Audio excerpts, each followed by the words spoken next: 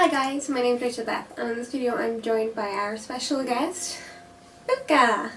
So in this video I'm going to be showing you how to make a little jumper, and just off the bat it's not meant for cats, it's meant for little dogs that need warm jumpers in the winter. So please don't make your cats jumpers. So I hope you enjoy. Bye! Bye! So for this video you're going to need your fabric, so I recommend a knitted fabric with your Christmas print on it, obviously, if you want it to be Christmas.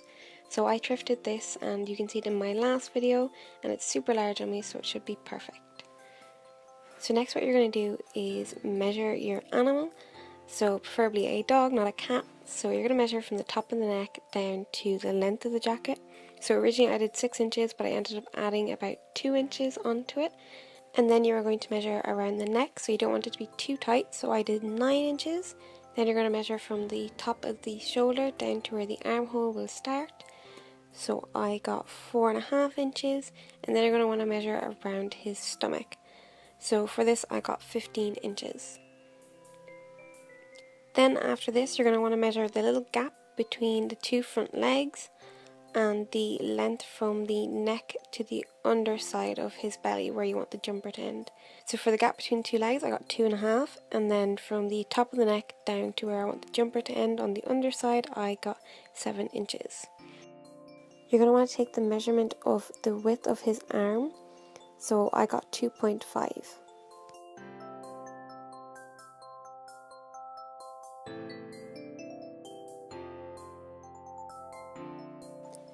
For the front piece, you're going to draw a straight line down the middle of the page and mark the length you want your jumper to be, so I went down 6 inches. Then square across the bottom and the top on both sides. Then take your stomach measurement and half it, so 9.5 inches, and then half the measurement again, so you're left with 4.75 inches. And go out that measurement on both sides. So you should be left with a line that measures 9.5 inches across the whole bottom. Then for the top, do the same again, but with the neck measurements. So half 9 to get 4.5, then half again to get 2.25, then go out on both sides again. So you should be left with a line that totals 4.5. Then from the top, I'm going to go down about 1.5 inches and square out from the center line by the shoulder measurement. So you're going to go out by 4.5 inches on both sides. Then square up and down from this point and half the arm measurement, so 2.5 to get 1.25. Then mark 1.25 on either side and repeat for the opposite side, so this is creating the line for the armhole. Once this is done, join up all the lines to get the front jumper piece. For the back piece, repeat the same steps for your front up as far as the neck and stomach part, but make sure you use the under length rather than the length from the top to the bottom. So in mine I originally did 6, but my under length was 7 inches. Then on the front piece, measure from the bottom to the middle line that indicates the armhole, and then on the back piece go up that same length from the bottom and square across.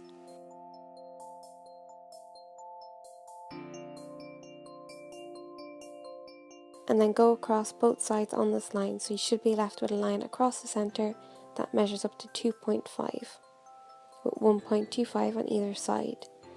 Then half the distance between the 2 legs, so you're going to half 2.5 into 1.25. Then repeat the same process for the armhole that we did on the front for the back of the jumper, and then join up the lines. Then I measured the length of the line from the bottom of the armhole to the end on the front piece and made sure that that measurement lined up with the measurement on the back, so I made the back stomach line smaller. And then you can just go across and make sure all your lines measurements line up on the front and the back. So now I'm going to separate the skirt at the side seam, but I'm going to save the string that's in the top because I'm thinking of doing another DIY with the rest of this material. So you can see here I'm going to pin my pattern in place, and I've left the excess at the bottom because I wanted to extend the length of my jumper by about 2 inches.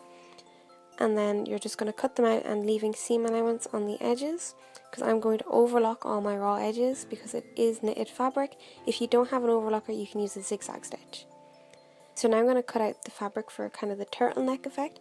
So I'm going to go across the length of the neck plus a little bit of extra for the seam. So it's going to be 9 inches. And then I'm going to cut out 2 more of these for little armholes. So I'm going to go across by about 5 inches on both.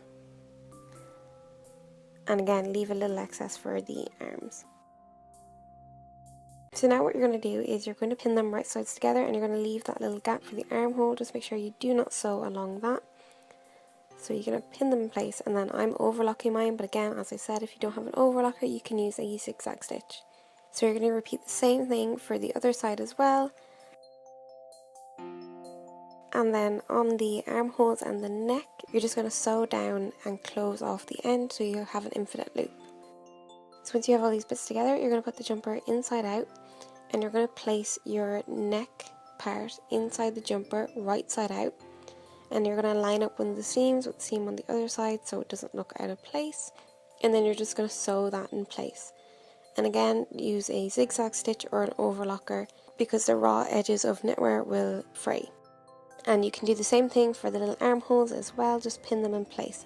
And these might be tricky to get on, so you might hand sew them if you want. So once you have all those bits sewn on, that is your jumper finished. So I think it turned out really cute, and again, as I said before, it's designed for a dog, not a cat, so please keep that in mind. But here is Púca modelling it so you can see what it does look like. So he was rewarded throughout this process with treats constantly, and he was given loads of cuddles, so he was a happy cat. So if you liked this video, please like, share and subscribe, and if you give it a go, please hashtag rachelbeth_DIY on Instagram or Twitter so I can see. And thank you for watching, and I'll see you in the next video. Bye!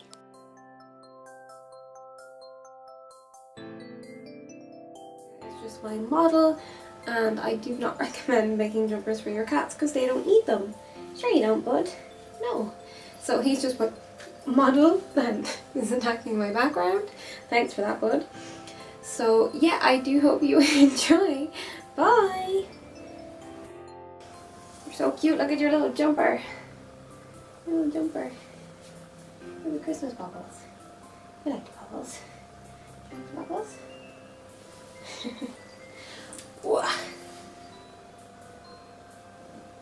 Oh, it's my Christmas this week.